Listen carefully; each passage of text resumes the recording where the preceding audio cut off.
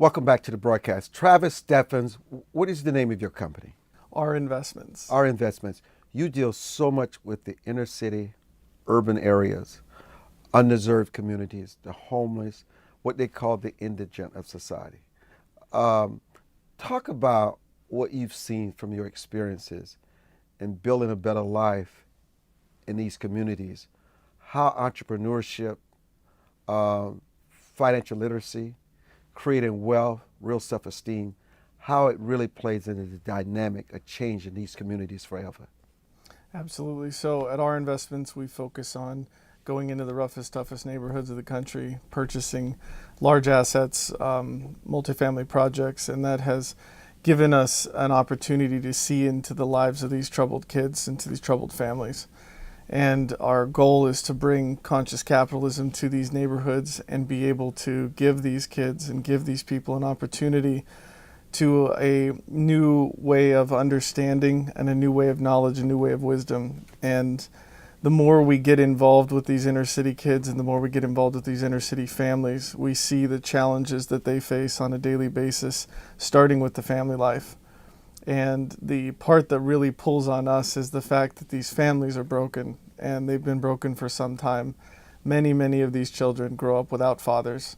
Many of these children that have fathers grow up watching their fathers do nothing all day long, every day. And if they do something, it's not something that the kids would or should inspire to do in many cases. And the sad part about that is when we are able to be in these areas with these children, they're hungry for leadership. They're hungry to follow somebody. And with our programs and the things that we have to give them, they'll typically step up to the plate. But it has to be done in such a manner that we are willing to commit to them for the long term. They've had a lot of things in their lives, such as government programs, different substitutions, stuff like that, where they'll be someone with good intentions, but they're not in good intentions for a longevity. And we have to be willing to come in and help, but help for long term. And there's many smart kids that are innately smart in these neighborhoods. They're innately wise and old soul kind of stuff. And with a little bit of guidance and with a little bit of help, as long as it's long term, there could be massive change. How do they master the process of the skill set that is required, not just to take advantage of what you've seen and built, but for them to build it for themselves in the future? It really takes structure. What we have found through the processes and the structure that we've built to be able to not only teach construction trades, we teach all 31 foundational construction trades so that they can work with us in renovating these projects. But we also teach budget classes and financial classes, and it's very important that they understand wealth consciousness. And so the structure to us is everything. We have seen people go home with books or go home with programs or attempt to do an online course. And what they have to understand is that most kids don't have access to computers. They've got access to a smartphone, but they don't have Wi-Fi. They've got to come sit next to Wi-Fi at the clubhouse to even get access to Wi-Fi on their phones. So we provide computers, we provide the training programs, we provide all of that stuff. But we also put a lot of effort into the platform that they can actually facilitate their growth on. In the construction side of things, our restorations, which is formerly known as RTB Construction, we hire only homeless individuals from these neighborhoods.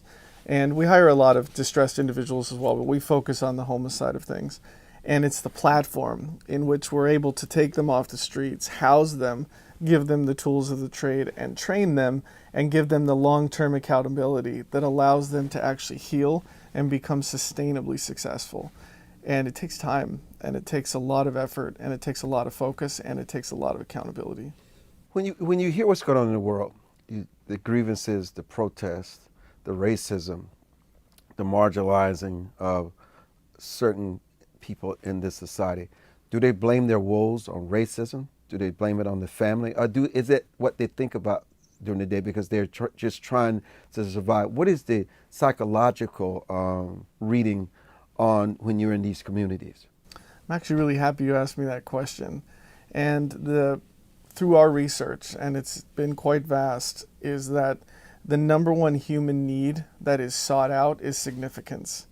And so what I see in the streets now are these children from these areas and from these neighborhoods who come from these broken families, who have desired significance since they were 2, 3 years old.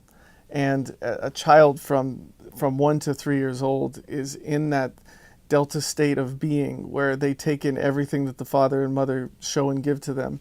And so as these children are raised, they're damaged by the family life, and they're seeking significance. And by joining in on these riots and joining in these mass herds of people that are going into to destroy and really have no true cause, in my opinion, they're joining in because they feel significant. It's easy to pick up a hammer or pick up an axe and shatter a window or push over a statue and feel significance, especially when it's a herd mentality that creates a heightened level of energy that anyone would want to be involved in when you're in that state of energy. It's sad to see, but it's true, and it's an energetic form that they are happy to be involved with, and it's the instant high. They go home and they feel good about it for days because the cells and the structure of the human biology are still vibrating from that energy. How important is it that we create the opportunities to have wealth, to move from the bottom rung of the ladder, and also entrepreneurship? Well, I think wealth is vital, and wealth is misunderstood. People think that wealth is just money.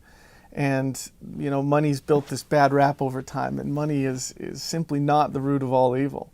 And when you look at wealth, wealthy people are, first and foremost, they're joyful. Secondly, they have money, but they don't worry about money. Rich people have money, but they worry about money because they don't know how they made it. Wealthy people have what we call wealth consciousness, and we need to instill wealth consciousness in the young people of our country, of all races. And that's something that's dying because, in my opinion, the family values are dying. The focus and emphasis on families is dying. And we are evolving as a society. We are evolving as a race. There's no doubt about it. You'd be blind to look around and say that we aren't. But we also need to keep those core values in here. And wealth consciousness is one of the most important core values in my belief system that we could continue to instill in our younger generation. Thank you so much, Travis, for your such an important story and insights from firsthand experience. When we come back, we're going to talk about the Generation X and how they plan to create wealth to fight the grievance and the fact that they feel that America is going to leave them with the burden of debt. Marcus Goodwin will join us when we return. I'm Armstrong Williams.